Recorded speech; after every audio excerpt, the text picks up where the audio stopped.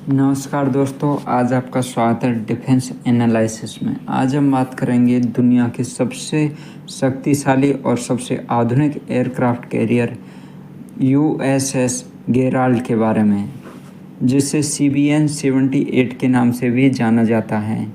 तो इसकी खासियत क्या है? ये न्यूक्लियर पावर्ड है। इसकी सबसे बड़ी खासियत यही है, क्योंकि ये न्यूक्लियर पावर्ड होने के कारण इसे ज़रूरत नहीं है कि अमेरिका में बार बार जाने की ज़रूरत है। नहीं, ये सालों साल तक समुद्र में रह सकता है बिना अमेरिका पे जाए, बशर्ते इनके पास जो है सैन्य सामग्री और भोजन सामग्री उपलब्ध हो।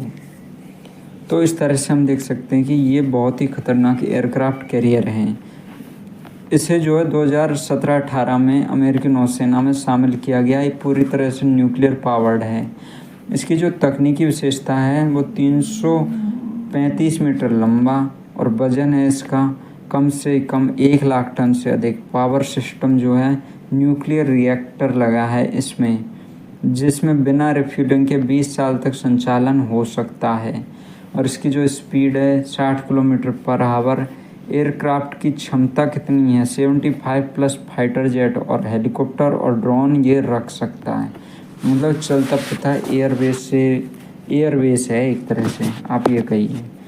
यूएसएस गेराल्ड पर तैनात जो फाइटर जेट है वो F/A-18 super hornet, F-35, EA-18G, MH-60 Seahawk helicopter, ऐसे हेलीकॉप्टर इसके ऊपर तैनात रहते हैं। इससे हम समझ सकते हैं कि अमेरिका जो अपनी टेक्नोलॉजी में कितना एडवांस और आगे है, कि उसको कोई भी चकमा नहीं दे सकता। नई टेक्नोलॉजी क्या, पारंपरिक स्टीम कैटापल्ट की जगह इलेक्ट्रॉनिक लॉन्च सिस्टम लगा। फाइटर जेट को तेज़ी से हवा में भेजता है। जैसे स्टीम से जो लॉन्च सिस्टम है ना फाइटर जेट की, उसकी जगह इसमें ये लगा है कि भाई साहब इलेक्ट्रोमैग्नेटिक लॉन्च सिस्टम, जिससे फाइटर जेट तुरंत हवा में उड़ जाए और तुरंत ही इसकी लैंडिंग जो है सुरक्षित पकड़ने की आधुनिक तकनीक भी है लैंडिंग के समय फाइटर जेट्स को, जिससे कि आराम से वो लैंड कर सके। इसमें बहुत ही एडवांस फीचर लगे हैं। डिजिटल कमांड सेंटर और ऑटोमेशन है, और मेंटेनेंस जो है कम क्रू की ज़रूरत है इसके लिए ना, कम क्रू मेंटेनेंस की ज़रूरत है। 600 से अधिक नाविकों की बचत होती है। जितने पारंपरिक एयरक्राफ्ट कैरियर में होते हैं उससे 400-500 की संख्या में कम ही जो है मेंटेनेंस क्रू इसमें होते हैं। युद्ध की क्षमता की बात करें तो ये चलता फिरता हवाई एयरबेस है, और ये युद्ध कमांड का सेंटर भी है। कहीं भी तैनात होकर एयर स्ट्राइक कर सकता है। नौसेना समूह की कमान संभाल सकता है। समुद्री सुरक्षा, आपदा राहत और युद्ध संचालन सभी में अग्रणी है। चीन और रूस जैसे देशों की बढ़ती गतिविधियों का समुद्र में जवाब है।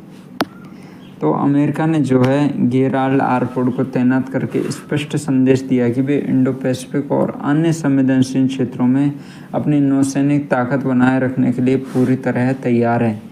यह पोत चीन के नौसैनिक वर्चस्व को चुनौती भी देता है कि भाई हमारे पास अभी भी एडवांस टेक्नोलॉजी मौजूद है, जो कि जिससे पार पाना बहुत ही मुश्किल ही नहीं, नामुमकिन सा है।